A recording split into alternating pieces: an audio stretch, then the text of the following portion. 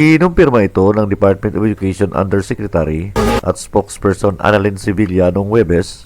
Agosto 12, sa isang press briefing sa gitna ng nagpapatuloy na pambansang emerhensiya sa kalusugan ng publiko dahil sa coronavirus disease or COVID-19. Gayunpaman, nilinaw ni Sevilla ng DepEd ay nakaschedule din na palabasin ang pinahusay ng mga lituntunin sa enrollment.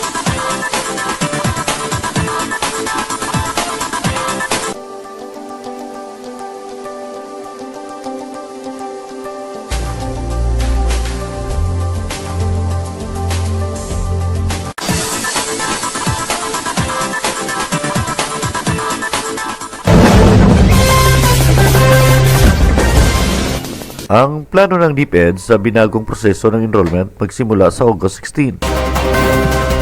Pinagplanuhan ng Department of Education or DepEd ang pagpapatupad ng isang binagong proseso ng enrollment kapag nagsimula ang panahon ng enrollment para sa pangunahing antas ng edukasyon sa susunod na linggo. Kinumpirma ito ng Department of Education Undersecretary at spokesperson Annalyn Sevilla noong Huwebes, Agosto 12, sa isang press briefing sa gitna ng nagpapatuloy na pambansang emerhensiya sa kalusugan ng publiko dahil sa coronavirus disease or COVID-19. Gayunpaman, nilinaw ni Sevilla ng DepEd ay nakaschedule din na palabasin ang pinahusay ng mga lituntunin sa enrollment, nagagabay sa mga magulang, legal na tagapag-alaga, at guro sa enrollment ng mga nag-aaral para sa papasok na school year. Bago ang pagbubukas ng school year 2021 to 2022, ang DepEd ay magkakaroon ng regular na enrollment para sa mga mag-aaral ng kinder, elementarya, junior high school, at senior high school simula Agosto 16 hanggang September 13, na kung saan ito din ang unang araw ng mga klase para sa mga pampublikong paaralan. Ang pinahusay na patakaran sa enrollment na ilalabas ng DepEd ay naglalayong magbigay sa mga paaralan at community learning centers ng iba't ibang mga pagpipilian para sa pagpapatupad ng isang binagong proseso ng enrollment na sumusunod sa mga lituntunin at pamantayan na tinakda ng Interagency Task Force on Emerging Infectious Disease, ang Opisina ng Pangulo, at ang Kagawaran ng Kalusugan, at ang Direksyon ng Basic Education Learning Continuity Plan or BELCP ng DepEd.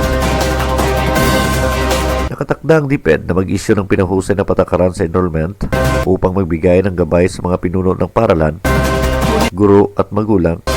tagapag-alaga tungkol sa bagong proseso ng enrollment para sa school year 2021 to 2022 na isa na lang alang ang patuloy ng mga hakbang sa kaligtasan sa kalusugan na kinakailangan upang maiwasan ang pagkalat ng COVID-19. Ang mga pamamaraan at patakaran na nakalagay sa ilalim ng mga natuntuning ito, sinabi ng DepEd, ay dapat na gamitin ng lahat ng mga pampublikong paaralan sa pangunahing edukasyon at mga tauhang nagpapatupad ng mga programa ng Alternative Learning Systems or ELS. Gayon din, ang mga state universities and colleges or SUCs na nag-aalok sa pangunahing edukasyon at mga pribadong paaralan sa pangunahing edukasyon ay hinikayat din ng DepEd na gamitin ang mga patakarang ito sa kanilang mga partikular na konteksto. Noong school year 2020 to 2021, lumipat ang DepEd mula sa tradisyonal na paraan ng enrollment sa isang ganap na remote strategy.